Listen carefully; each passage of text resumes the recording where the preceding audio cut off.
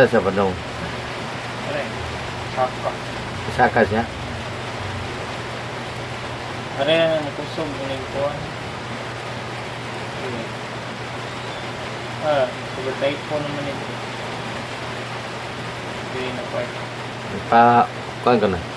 Pagamay ako na. Kasi pagamit. Pagamay ba ang screen? Ano? Ang Philippines na. Ang dati? Paparon. Napadri ang kuwan. Bugyo. Sa oras Ano pa tas kilid ang ano ba gino? Snavy. Snavy. Nag-steady pa. Diri. Diri ang kuwan. Nagtuyok pa siya. Sa mudagan no? Nag-steady pa siya. Oh. Pero ang iyang direksyon niya, pa daw sa babaw. Oh, saka. Saka siya. Kani ang bugyo. So, asa sa naglandfall siya, asa dapat? Ano? Si bugyo. Tumagid. As ko nga, Saka na ulang da. saka pa daw siya sa ano.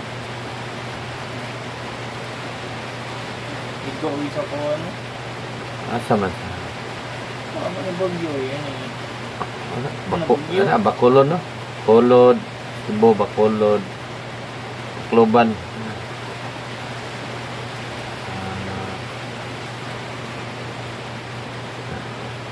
Ano yung rotation sa Baguio?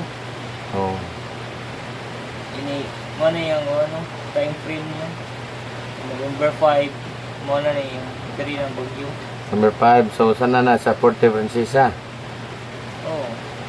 So karon na pa sa Cebu City. Karon, Pa sa mong gawas.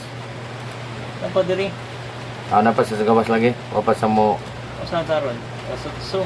Sotso. So nagtuyok pa siya. Napal sa uop.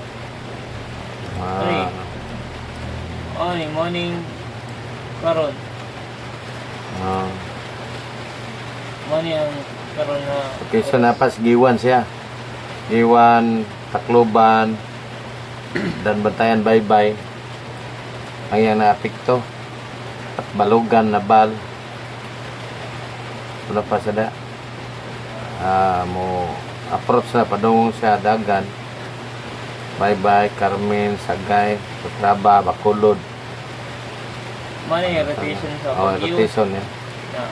Mano So, ang yung Dagan padung nito, ano na siya sa Carmen, Baybay, Patraba, Sagay. Purigo gyapon ta Cebu no. Maasin Cebu. Purigo gyapon ta. Pwede kita magkupensa mga kastabis kaya napagin igo kita sa rotation sa Baguio.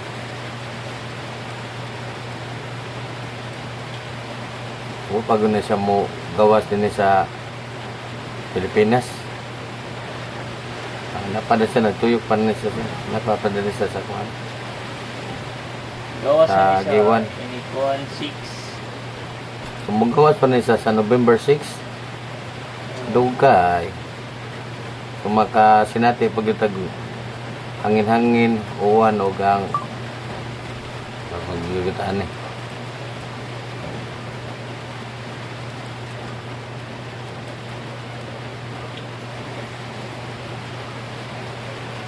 Pwede kita magkupiyansa mga kisabis. Okay, mga kisabis, God bless lang ta. Sa di na po tang kumpiyansa lang kay bagyo na pa, magyapon ng bagyo, nagpa-mininti mga bagyo na to. Pero at least nga safe nga tong pamilya mga kisabis. Amping lang mo diha, kutob sa naigo sa bagyo nga Tino. Okay mga kisabis, bye bye, God bless.